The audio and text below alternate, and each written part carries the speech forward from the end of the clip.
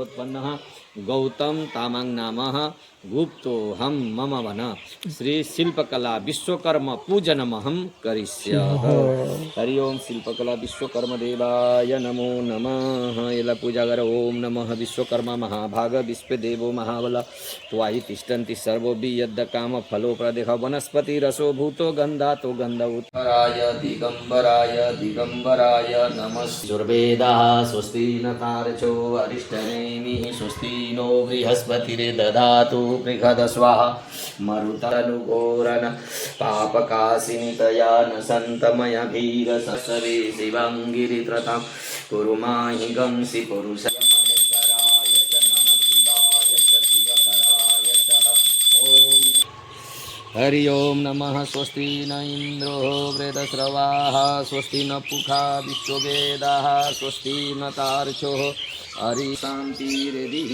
यतो यतः समीहसे भक्तजनाश्रयस्य वरदं वन्दे शिवं शङ्करः यद्यत्य भक्तिमात्रेण पत्रपुष्पफलं जलः निवेदबलत्वायि तिष्ठन्ति सर्वोऽपि यद्य कामफलोप्रदं नारायणं सुरं श्रेष्ठं लक्ष्मीकान्त जनार्दनः पूजन्ति लोग। स्टार्ट कर रहा श्री विश्वकर्मा भगवान की जय।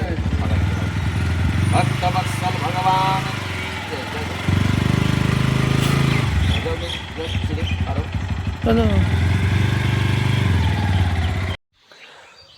हेलो गाइस, पूजा त सम्पन्न भइसक्यो है।